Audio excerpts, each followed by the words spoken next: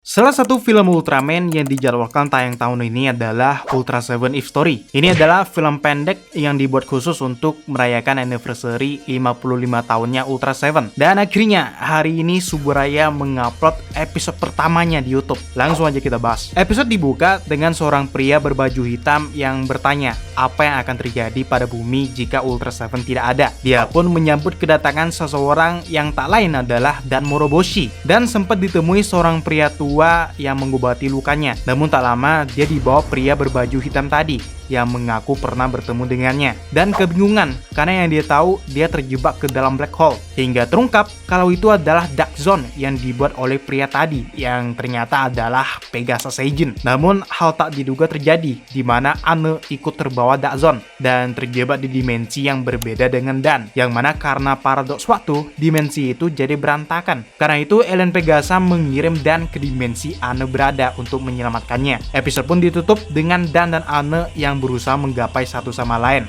Oke, di episode 1 langsung ditunjukkan Dan dan Anne yang terjebak di masa depan, yaitu tahun 2023 tahun ini, 55 tahun setelah seriesnya. Pastinya ini menyesuaikan dengan anniversary 55 tahunnya Ultra Seven. Dan yang terluka ditemui seorang pria tua yang tak lain adalah Jiro Satsuma. Ya, dia diperankan sendiri oleh Koji Moritsugu, pemeran Dan Moroboshi. Karena memang dalam cerita aslinya Ultra Seven yang datang ke bumi meniru wujud Jiro saat dia menyelamatkan nyawanya. Jadi karena ini 55 tahun kemudian, Jiro di sini udah tua guys. Dan yang menarik adalah Jiro di cerita asli sebenarnya gak pernah bertemu dan mengenal Dan. Jadi ini adalah pertama kalinya. Dan harusnya dia sadar kalau muka Dan mirip banget dengan mukanya pas masih muda ya. Ada adegan di mana Pegasus Agent ngasih Dan sebuah botol mineral. Cuman Dan tidak mengingatnya. Karena itu Pegasus Agent menyadari kalau Dan belum pernah bertemu dengannya. Pegasus sendiri muncul pertama kali di Ultra Seven episode 6, di mana dia sempat berteman dengan Dan dan Anne. Namun endingnya terungkap kalau dia membawa misi untuk menghancurkan bumi. Cuman bukannya berhasil, tempat tinggal dan semua kawan-kawannya malah dihancurkan Ultra Kebitai. Dan di ending, dia akhirnya tinggal sendirian di bumi. Nah, jadi bisa dipastikan 100% kalau Pegasus yang ini adalah Pegasus yang sama dengan yang kabur di episode 6. Selama ini dia terus hidup di bumi dan berniat merubah masa lalu agar tempat tinggalnya gak dihancurkan. Caranya adalah dengan menghilangkan Ultra Seven. Botol yang dikasih ke Dan sebenarnya botol minum yang dikasih Anne di episode ke-6. Cuman di sini Dan malah gak ingat. Artinya Dan di sini bahkan belum pernah bertemu Pegasus Agent. Jadi timeline di mana dia terjebak ke Dark Zone dan datang ke masa depan ada di sela-sela episode 5 guys. Kenapa? Karena Dan di sini udah punya kalung yang dikasih Anne di episode keempat, yang terungkap di sini kalau Anne sengaja ngasih semacam GPS gitu. Jadi dia bisa tahu lokasinya Dan. Dan sebenarnya Pegasus Agent gak bermaksud mengirim Anne ke masa depan. Anne sendiri yang ngejar Dan.